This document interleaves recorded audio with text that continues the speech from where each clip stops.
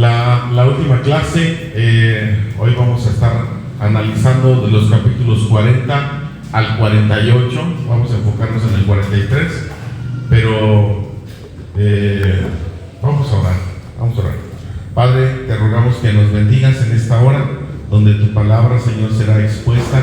Esta última clase del libro del profeta Ezequiel, pedimos una vez más, desde que comenzamos con el capítulo 1, desde la introducción hasta ahora, hemos solicitado que en cada una de las lecciones tú estés presente, y así ha sido.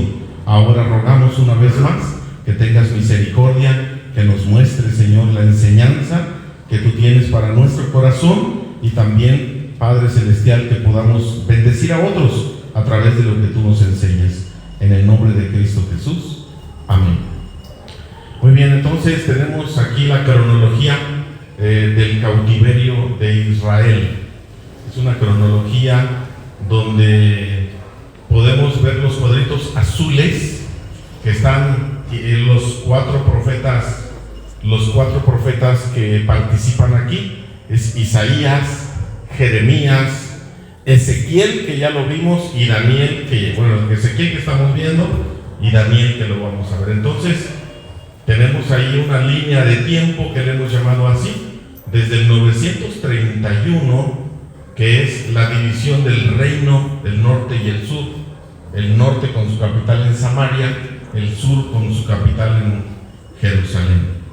Y luego la tenemos hasta el fondo, 445 a.C., cuando Nehemías, por el decreto de el rey, ¿cómo se llama el rey de Nehemías?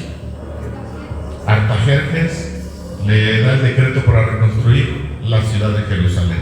Entonces tenemos ahí toda una línea de tiempo donde nosotros nos hemos enfocado en el profeta Ezequiel, del 593 al 570 aproximadamente, y hoy, pues estaremos viendo el último capítulo.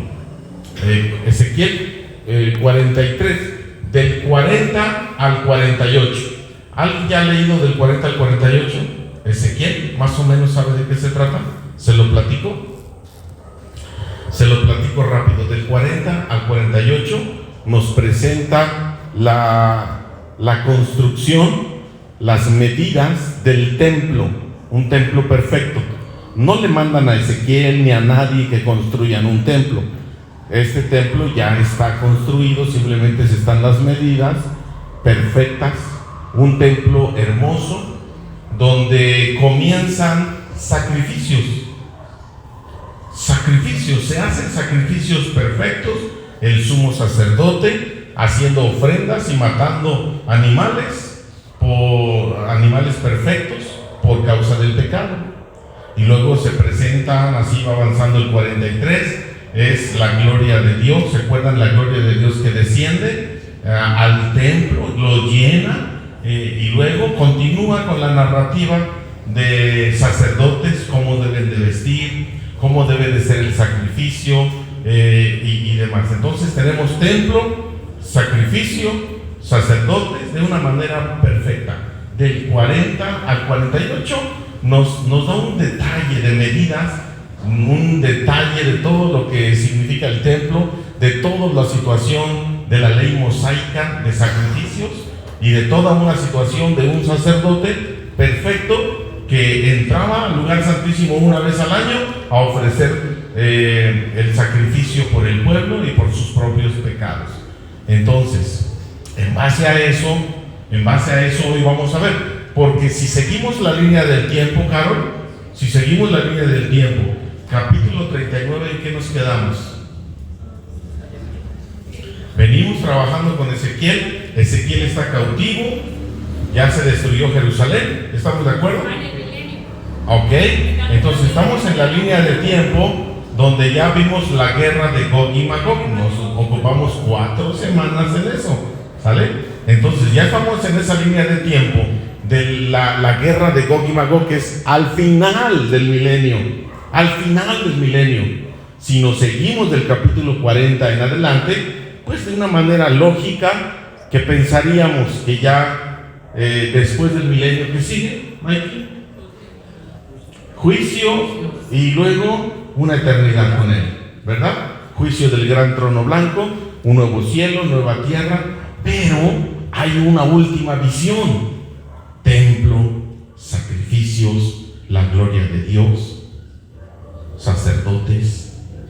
Pues como que nos regresamos, ¿no? Como que nos regresamos a ver.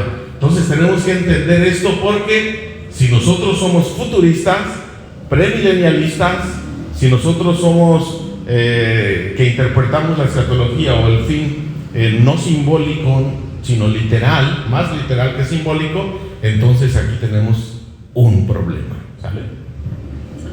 Templo perfecto, sacerdocio perfecto, sacrificio perfecto. Y nada más vamos a leer algunos versículos del capítulo 43. Luego me condujo a la puerta que da al oriente, ya está en el templo, y aquí que la gloria del Dios de Israel venía desde el oriente. ¿Se acuerda cuando se había alejado? Se había alejado la gloria de Dios, les dio la espalda, los abandonó y luego vino la destrucción. Su estruendo era como el estruendo de muchas aguas, y la tierra resplandecía a causa de su gloria. La visión que vi era como aquella visión que había visto cuando él vino para destruir la ciudad, y como la visión que había visto junto al río Quebar, y caí postrado sobre mi rostro. Tenemos entonces en el capítulo 43 ya el templo construido, ya listo para el sistema sacrificial. Tenemos que la gloria de Dios desciende. ¿Hasta ahí estamos bien? Entonces vamos a definir ahora si continuamos en la línea de tiempo y ya es el cielo, o nos regresamos al sistema de sacrificios. ¿Vale? Sigamos leyendo. La gloria del Señor entró en el templo por la puerta que da al oriente. Entonces el Espíritu me levantó y me introdujo al atrio interior, y he aquí que la gloria del Señor llenó, ¿qué llenó?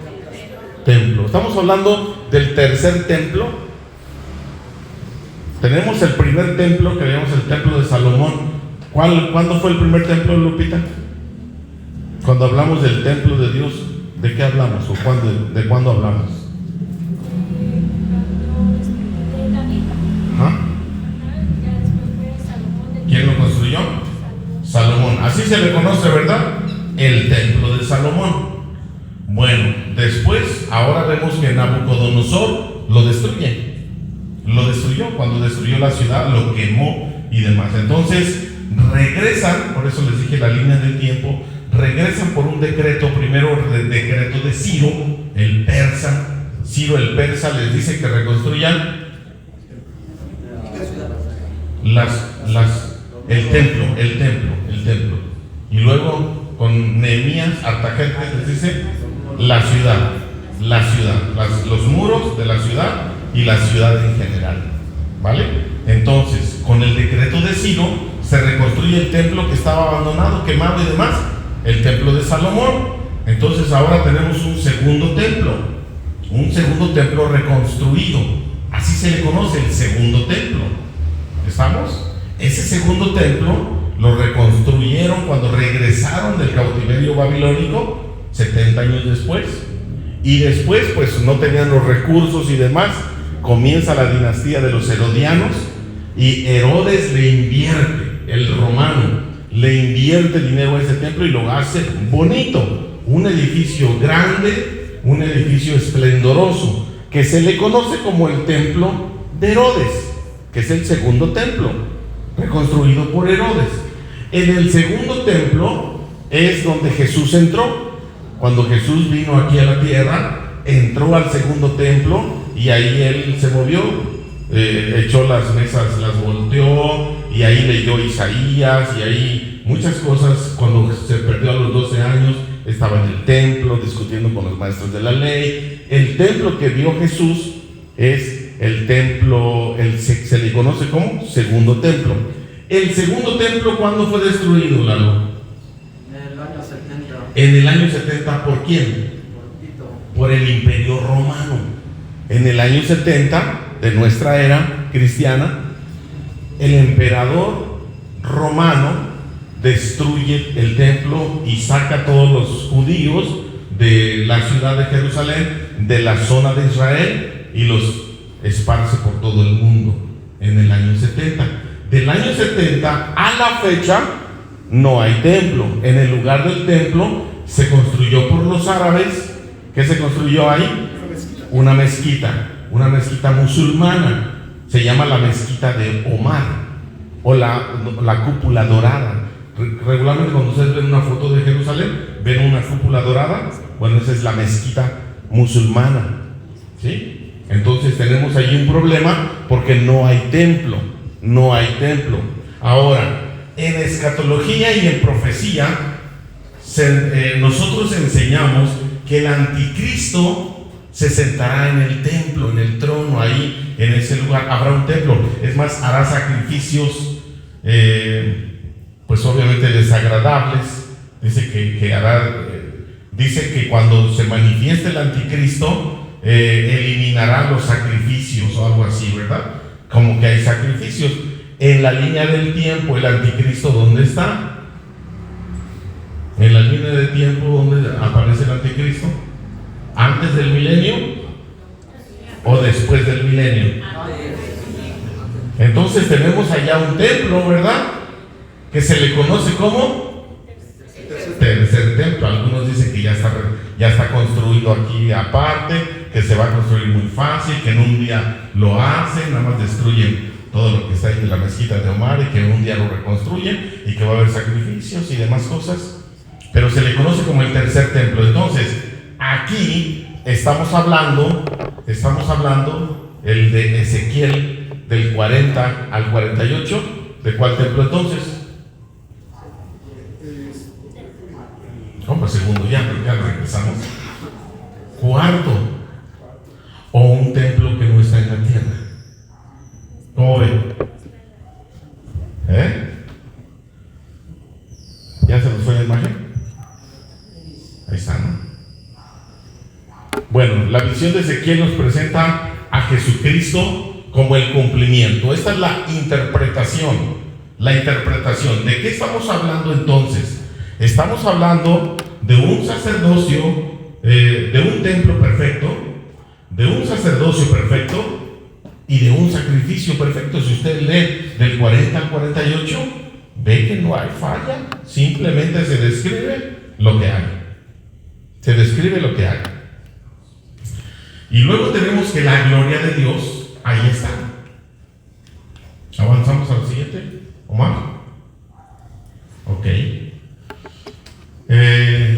Dice en versículo 4: la gloria del Señor entró en el templo por la puerta que da al oriente. Entonces el Espíritu me levantó y me introdujo al atrio interior del templo, y aquí que la gloria del Señor llenó el lugar. Entonces oí a alguien que me hablaba desde el templo, mientras un hombre estaba de pie junto a mí. Entonces aquí en esta visión, pues hay alguna situación aquí interesante.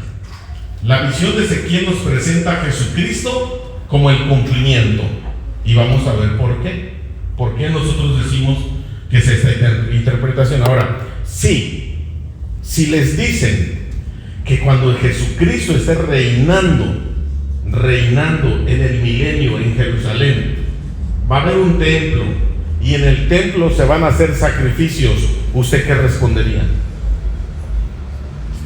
En el milenio va a haber sacrificios según Ezequiel del 40 al 48. Va a haber sacrificios por el pecado. ¿Usted qué respondería? Ya estamos en el milenio. Jesucristo murió hace 2000 años atrás. Murió una sola vez y para siempre. Un solo sacrificio. Él es nuestro sumo sacerdote y Él es el templo. Ahora, cuando alguien le diga, oye, según Ezequiel va a haber sacrificios cuando Jesucristo esté aquí en el milenio reinando, ¿qué responderíamos? Tiene que haber otra interpretación, ¿verdad? Tiene que haber otra interpretación a Ezequiel 40 al 48. No puede ser que haya sacrificios porque la palabra de Dios estaría contradiciendo. ¿Estamos de acuerdo? Y vamos a ver por qué. La siguiente. Ahí está. Versículo 7: y me dijo, oh hijo de hombre, este es el lugar de mi trono, el lugar de las plantas de mis pies, en la cual habitaré en medio de los hijos de Israel. ¿Hasta cuándo? Aquí hay una clave. Aunque también en el milenio había esa frase para siempre. Nunca más la casa de Israel, ni ellos ni sus reyes, profanarán mi santo nombre con sus prostituciones, ni con los cadáveres de sus reyes, cuando estos mueran. Ya no habrá más guerras, ya no habrá más muertes, ya no habrá más enemigos, porque ya no profanarán con sus cuerpos muertos, dice.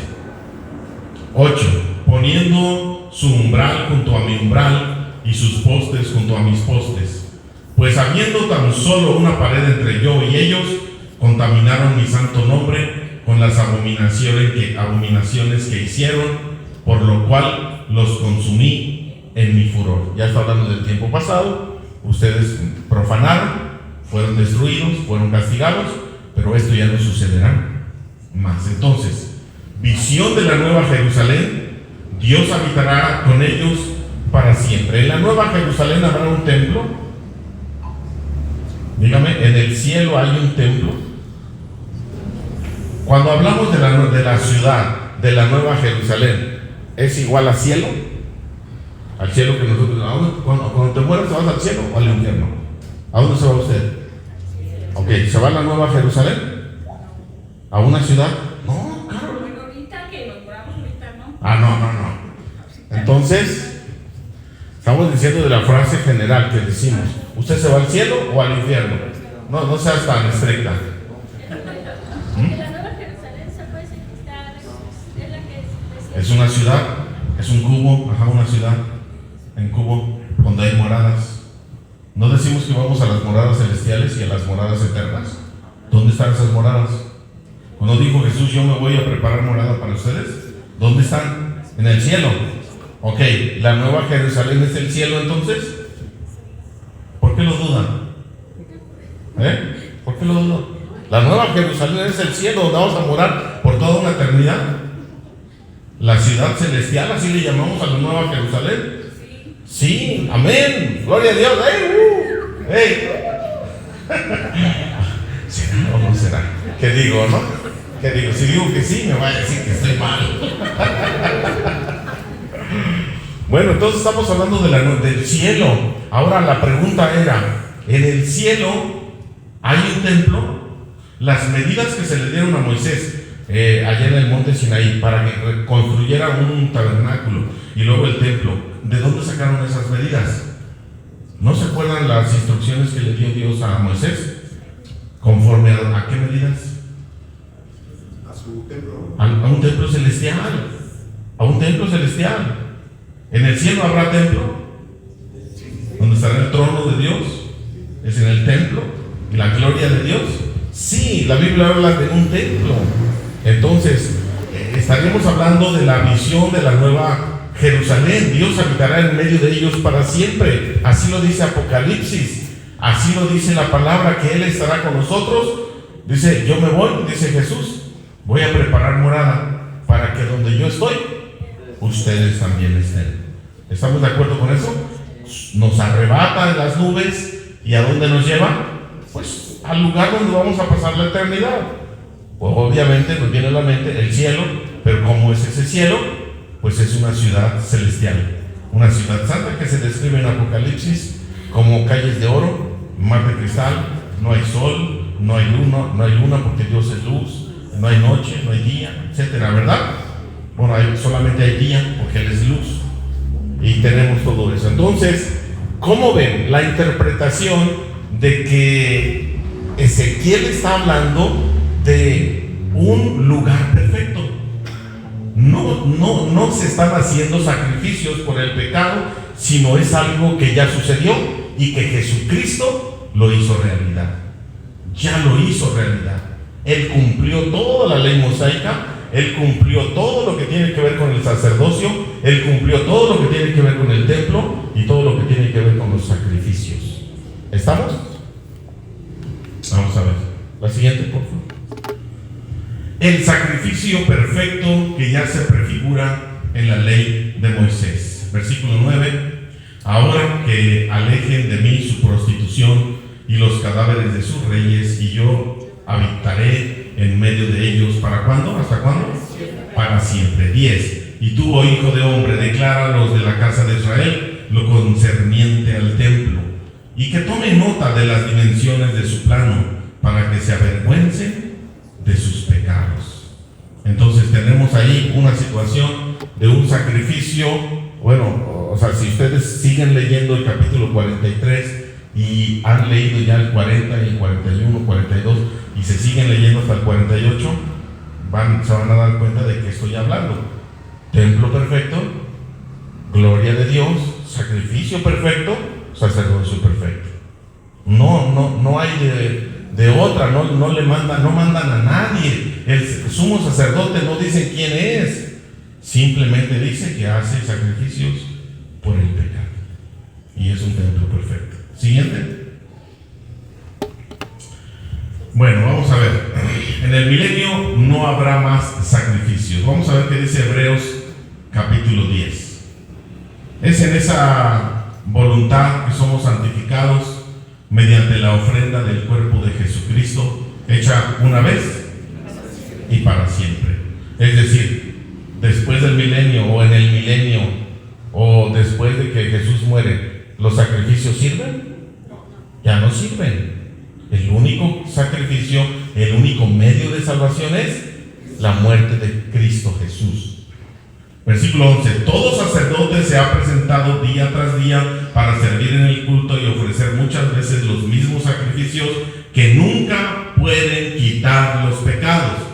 Pero está hablando de Jesucristo, habiendo ofrecido un solo sacrificio por los pecados, se sentó para siempre a la diestra de Dios. ¿Quién está sentado a la diestra de Dios? El único sacrificio perfecto, una sola vez y para siempre. Los otros tenían que ir todos los días y una vez al año hacían sacrificio especial, pero todos los días, y pecados que ni siquiera eran perdonados a través del animal, pues era un símbolo que apuntaba a Jesucristo. Sí sabían eso, ¿verdad? El símbolo del animal que apuntaba a la fe de las personas que depositaban ahí la fe en alguien perfecto, pero ¿a quién apuntaba? A Jesucristo. Al momento de creer que eso quitaba los pecados, es por fe, no que el animal tuviera poder o la sangre tuviera poder, etcétera, sino que la fe de la persona apuntaba a creer que en el futuro habría de venir un Mesías que moriría por la humanidad. Y por eso son salvos en el Antiguo Testamento, no por el sacrificio que hacían, sino por la fe puesta en ese sacrificio. ¿Estamos? Porque la salvación es por fe, no es por sacrificios. Ok, entonces eso dice Hebreos capítulo 10. Obviamente podemos decir, en el milenio ni después del milenio va a haber sacrificios, porque Jesucristo ya murió por nosotros y fue un sacrificio perfecto, aceptado delante de Dios. ¿Por qué fue aceptado delante de Dios? ¿Cuál es la evidencia, Martín? Por perfección. La resurrección. Por la resurrección de Jesucristo, el sacrificio fue aceptado. Un hombre santo, un hombre perfecto. Adelante, Omar. Bueno, tenemos más versículos para poder profundizar. Por ejemplo, en el templo tenemos templo perfecto, sacrificio perfecto, sacerdocio perfecto. Entonces tenemos el templo. ¿Por qué decimos que Jesús es el templo? Juan 2 del 19 al 21. Respondió Jesús y les dijo: destruyan este templo y en 3 días lo levantaré. Por tanto los judíos dijeron: durante 46 años se construyó este templo y tú lo levantarás en 3 días. Pero él hablaba ¿de quién? Del templo de su cuerpo. ¿Estamos? Entonces nosotros creemos que Jesús es el templo, que en Jesús nosotros estamos, es el cuerpo, y que nosotros somos parte de ese cuerpo donde Él es la cabeza. Efesios 2, 20 y 21 dice: han sido edificados sobre el fundamento de los apóstoles y de los profetas, siendo Jesucristo mismo la piedra angular. En Él todo el edificio, bien ensamblado, va creciendo hasta ser un ¿qué? Templo santo en el Señor. Entonces Jesús es el templo, Jesús es el único sacrificio, no necesitamos más, y Él es el sacerdote que está sentado a la diestra del Padre después de haber ofrecido un sacrificio por la humanidad y ha sido aceptado. Así es de que no necesitamos más sacrificios, se acabaron los sacrificios. Por lo tanto, Ezequiel del 40 en adelante, aunque sea una línea de tiempo, vamos a decir que ese templo del que habla, ese sacerdocio del que habla y ese sacrificio del que habla, está hablando del cumplimiento que llevó a cabo Jesucristo. ¿Cómo ven? ¿Qué piensan al respecto? Creo que ya es la última, ¿verdad? ¿O falta una? ¿Omar? Jesús ofreció un solo sacrificio, bueno, ya una sola vez y para siempre. Entonces, Ezequiel 40 al 48 tiene que interpretarse a la luz de la obra, el nacimiento, la vida, la muerte y la resurrección de nuestro Señor Jesucristo. Por lo tanto, ese templo que nosotros vemos ahí, esos sacrificios, pudiéramos decir entonces, ¿todavía habrá más sacrificios en el milenio o después del milenio o en el cielo habrá sacrificios? No, porque la palabra de Dios se contradijera. Ahora sí lo dije bien, se contradiría. De lo contrario, entonces, ¿para qué murió Cristo? ¿Y por qué resucitó Cristo?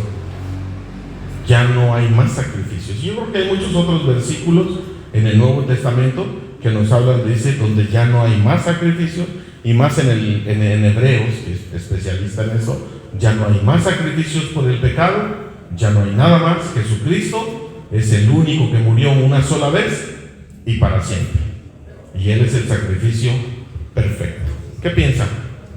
¿Qué opinan acerca de estos capítulos finales? Ya estamos hoy en final porque pues básicamente son puras medidas, ¿no? ¿Qué significa cuando en la Biblia usted encuentra medidas? Y vino y me dijo, y traía un cordel y me dijo, mide aquí adelante, y luego me dijo, mide atrás. Y sí, ¿han visto varios pasajes que hablan de eso? Medidas, y aquí 48 muchas medidas. ¿Sí? ¿Qué simboliza las medidas? Propiedad. Cuando usted mide su terrenito, ¿no? Propiedad. Cuando usted mide sus linderos, propiedad.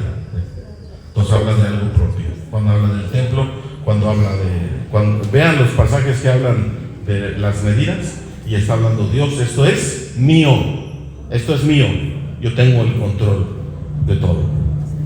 Muy bien, pues entonces estamos terminando con el libro de Ezequiel, profeta Ezequiel, y bueno, tenemos ahí, ¿cuál es la frase que más se repite?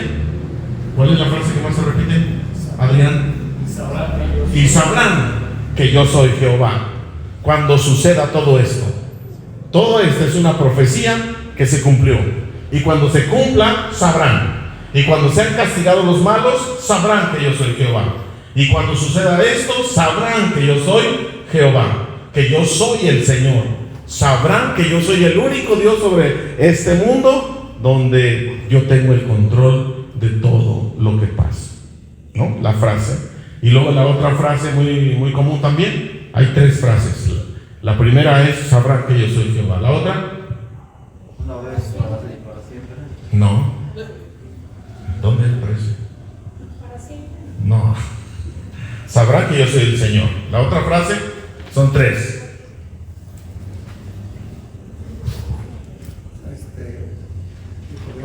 Hijo de hombre, éralo. Hijo de hombre. ¿A quién las visiones y el libro de Ezequiel, a quién está dirigido? A seres mortales. ¿Quién es el que dirige estas profecías? Un ser inmortal. Por eso tiene que hacer la diferencia. Hijo de hombre. Yo no soy un hijo de hombre, dice Dios. Yo tengo el control, yo soy sobrenatural, estoy por encima de ti. Así es de que pon tu confianza en mí, porque en mí estarás seguro. Y si yo dije que va a pasar eso, pasará. Y si doy una profecía, sucederá. no temas, yo tengo el control, te voy a castigar, pero luego te haré volver. ¿Qué más? ¿Qué más tenemos? La otra frase.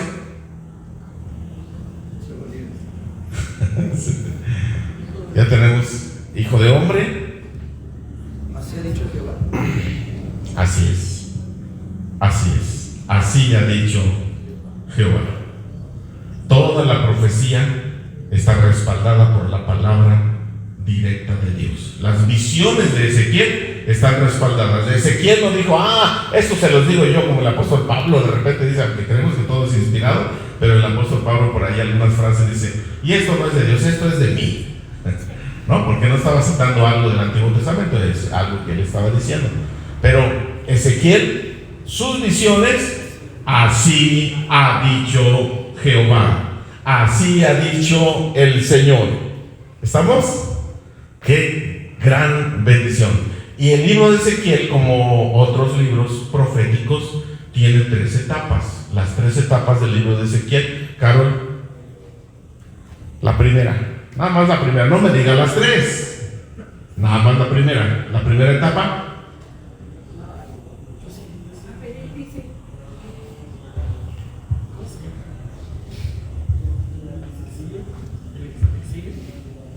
Exilio. Bueno, esos son 3. Que se los llevó en 3 partes, ¿no?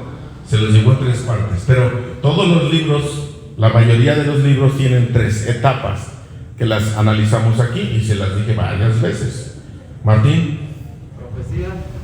No. Como el chavo o Kiko. A ver, ahora Kiko. Otra se acerca conmigo. No.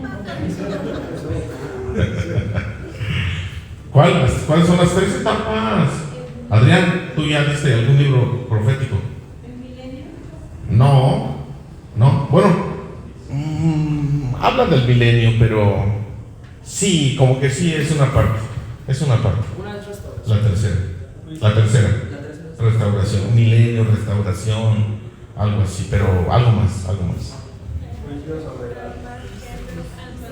¿Cuál? ¿Sócrates? Está leyendo.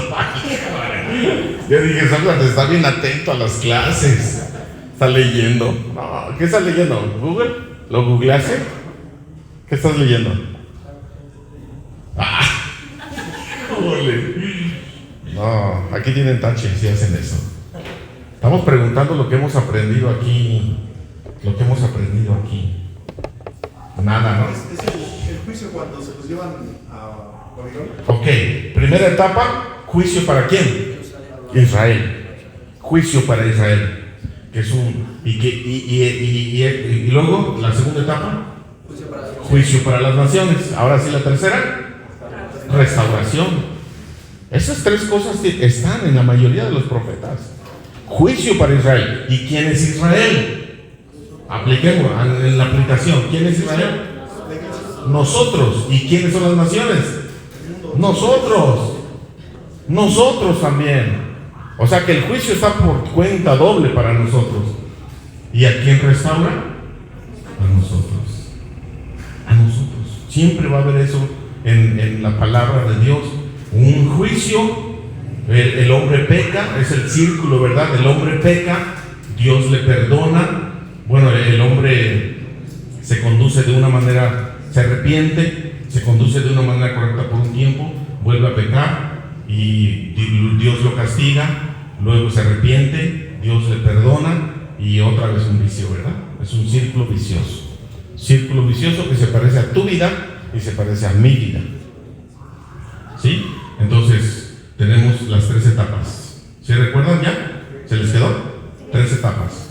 Juicio a Israel, juicio a las naciones, restauración. Y en esa restauración, regularmente los profetas mayores y menores nos hablan de un tiempo pues muy bonito, donde los animales no son salvajes ni venenosos y hay armonía. No, el Antiguo Testamento no aparece la palabra milenio, simplemente aparece una etapa en un futuro donde hay tranquilidad, hay paz. David está reinando desde Jerusalén, ¿sí? Que nosotros le hemos llamado ahora milenio. ¿Por qué? Por Apocalipsis 20. Por eso le llamamos milenio, por Apocalipsis 20. ¿Qué más? ¿Qué más? ¿Qué más hemos aprendido? ¿Con qué se quedan de Ezequiel? A ver, díganme. Ahora sí participemos. ¿Con qué se quedan de Ezequiel? Ya son 48 capítulos. ¿Con qué te quedas, Martín? ¿Qué se te quedó? ¿Algo? El desierto de los huesos secos. Ok. El desierto. El desierto, sí, El valle. El valle de los huesos secos. Ok, los huesos secos. Muy bien, que son restaurados, ¿verdad? Lo imposible para el hombre es posible para Dios. Adrián, ¿con qué te quedas? La gloria de Dios, ¿no? Manifestada. La gloria de Dios. Las visiones, ¿verdad? Cómo empezaron Ezequiel con los querubines, la descripción de todos los querubines, la gloria de Dios, cómo se movía. Había una plataforma y vio allá en un trono a alguien semejante a quién? A un hombre. A un hombre. Está interesante todo eso. ¿Con qué te quedas, Mikey? Un solo sacrificio, una sola vez. Amén. Pacho. ¿Quién me la ganó, Adrián? Ay, híjoles, Carol. Con la promesa cumplida de Dios, ¿no? El hecho de que diga las cosas y se van a hacer. Así Son es. hechas. Tener la seguridad, ¿verdad? ¿Tienes ahora tú la seguridad de lo que está escrito que va a suceder? Va a pasar, va a pasar. Dios te promete vida eterna si tú crees en Él y obedeces y le amas. Pero, ¿qué va a pasar si no le amas? También va a pasar, ¿eh? No creas que no va a pasar. ¿Con qué te quedas, Juanita? Algo con que se te queda en estos meses, ¿verdad? ¿Cuántos meses tuvimos? ¿Con qué te quedas? Así algo que se te venga a la mente. El Espíritu Santo en la gloria de Dios ahí manifestada. ¿Por qué? Lalo. En las guerras, ¿no? O sea, como todas las naciones. Tú te quedas con las guerras. No, o sea, como Dios, o sea, con el puro resplandor, Con la guerra de Gog y Magog nada más aparece aquí. Con fuego. Desciende fuego. Bueno, dice con fuego y con otras cosas. Pero sí, la destrucción, el poder sobrenatural de Dios y que a Dios nadie le hace frente, no tiene enemigos. No podemos llamarle guerras. Eliana, ¿con qué te quedas? Con lo del sacrificio de una sola vez. Amén. Ya no habrá más sacrificios. Eli. Con el sacrificio y la promesa de la morada, ¿no? Ok. Ángel, ¿tienes alguna idea de Ezequiel? Estás aquí, pero no estás aquí. ¿Sí? ¿Algo con qué te quedas? Que se te venga a la mente del profeta Ezequiel. ¿No? ¿Ningún tema? ¿Te llamó la atención, Dulce? Lo del juicio, ¿Cuál? que va a haber juicio para. Los malos, ¿verdad? Los malos serán castigados. Eso lo vimos hace 8 días. Los malos llegará el momento que serán castigados. La venganza es de nuestro Dios. ¿No es mí? Pues las guerras, bueno, lo que hoy estoy aprendiendo, Sí. las de las guerras de... El fin del mundo, que Dios tiene el control, y al final del día se pueden revelar quien quiera, Dios va a destruir a los malos. Lupita. Bueno, ahorita que la verdad no la quería ahorita decir el templo, el cuarto templo. Ah, ok. Que es Jesucristo. Cristo. Y que en el cielo habrá un templo. Muy bien, Margarita. Pues que Dios tiene misericordia de nosotros, que dio a su Hijo, y el capítulo nos muestra como el sacrificio, ¿no? Sí. Que hizo por la humanidad de dar a su Hijo unigénito, sin hacer Jesucristo, pues me quedo con eso, ¿no? Sí. Porque pues Dios nos da esperanza, ¿no? Y que el pecado es castigado, por eso el juicio sobre Israel, el juicio sobre las naciones, el pecado. Elizabeth. Yo tenía una duda, bueno, hablando del sentido figurado de lo que veíamos, que no era literal lo del, sino que era el sentido Sí, sí. figurado. Yo estaba viendo que las aguas que salían eran de sanidad. Sí. Entonces también se aplica, Sí. porque finalmente no habría ya enfermedad. No. Y Apocalipsis lo dice cuando describe la nueva Jerusalén, la ciudad celestial. Hay un río que es sanidad para las naciones. ¿Sí? Y un árbol que cada mes da un fruto distinto. Y dice que servía para las sanidades, pero no va a haber enfermedad. ¿Cómo está eso? ¿Ya lo tienes? Lo de los centinelas. Ajá, Somos centinelas. los centinelas, son buenos, ¿no? Las atalayas, el centinela que hay un hueco en la muralla, hay un hueco y él es el atalaya, el centinela. No, el atalaya no, el atalaya es el que anuncia. Sí. Pero el centinela, ¿ese es el que estás diciendo? ¿O cuál era el otro que decíamos? El que se ponía en el lugar de, para la oración. ¿Cómo se llamaba ese? ¿Intercesor? Pero sí se llamaba atalaya o no. No, la atalaya era el que Era el que anunciaba, arriba de la muralla. Que anunciaba, que anunciaba el peligro. Se ponía en la brecha, ¿no? El otro se ponía en la brecha, sí. En la brecha está bueno.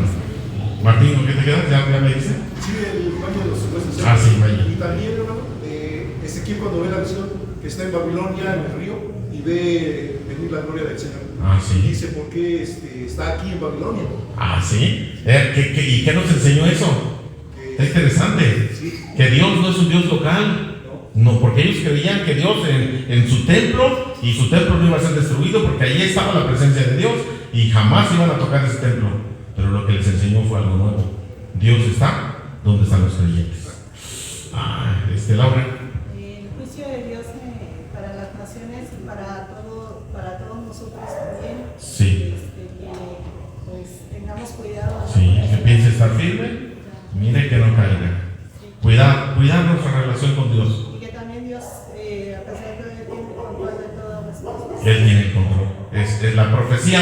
¿Cuál es el propósito de la profecía? Dios tiene el control. Usted no se preocupe. Van a suceder guerras, persecuciones, anticristos, pero ¿quién tiene el control? En quien ha creído. Tranquilo. Memo, ¿con qué te quedas?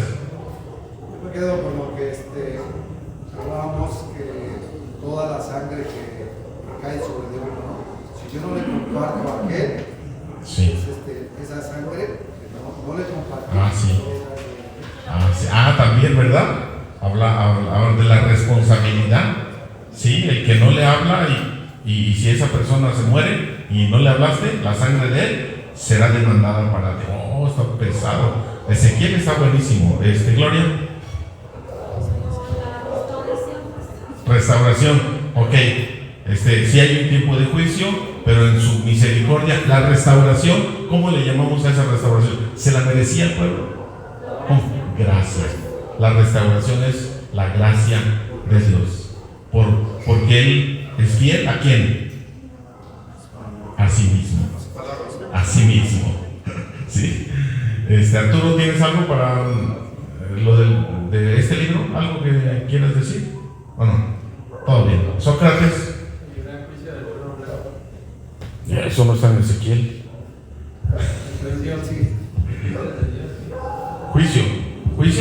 Juicio hacia Israel y juicio a las naciones. Pero ¿qué te enseñó ese juicio? Que pon el que vea las barbas del vecino cortar. ¿Estás poniendo las tuyas? El juicio. Si estás viendo que al vecino le llegó el juicio, pórtese bien. Dagmar, ¿con qué te quedas? Lo que acabamos de ver: sacrificio perfecto, sacerdote perfecto, templo perfecto. Ok. Esmeralda. Dios siempre cumple lo que promete. Muy bien. Tarde o temprano, la palabra de Dios se cumple. Muy bien. ¿Y Esperanza? Las tres etapas que dice juicio. Juicio a Israel, juicio a las naciones y la restauración por su gracia. Nunca nos va a abandonar y dejar ahí. Muy bien. Martín, ¿tú tienes algo? ¿Todo bien? Ok, bueno, ¿alguien más que quiera compartir? ¿Todo bien? Pues estamos acabando Ezequiel. Próximo miércoles, Daniel. Oh, Daniel está tremendo también. Es el Apocalipsis del Antiguo Testamento. ¿Vale? Vamos a orar. Padre, te damos gracias porque nos permitiste terminar este estudio. Gracias por mis hermanos que fielmente han estado aquí cada semana, cada estudio, y hemos profundizado, Señor, en algunos temas escatológicos, en temas históricos, Señor, con respecto al pueblo de Israel. Y bueno, tantas cosas que hemos aprendido, te damos las gracias. Ayúdanos a aplicar todo esto en nuestra vida cotidiana. Ayúdanos a seguir llevando un mensaje de esperanza a un mundo, Señor, que lo necesita. Un mundo que está, como nosotros estuvimos algún tiempo, en tinieblas, en soledad, corazones vacíos, mucha gente en idolatría, mucha gente con violencia, mucha gente con mentira, con homicidio, con inmoralidad sexual y tantas cosas, Señor, que nosotros practicamos en mucho tiempo, pero que ahora nos has rescatado y nos has mandado para llevar el mensaje de luz, de perdón y de misericordia para el mundo que nos rodea. Ayúdanos que a través de estos estudios podamos tener las herramientas, podamos tener, Señor, los argumentos correctos, Señor, para poder compartir tu evangelio de una manera más efectiva. Gracias por todo. También te rogamos, Señor, que bendigas los diezmos y las ofrendas que han de levantarse en esta noche. Bendice el trabajo de cada uno de mis hermanos, la economía familiar, y que a través de las bendiciones que tú das, ellos, Señor, de lo mucho que tú les das, ellos puedan darte a ti la honra y la gloria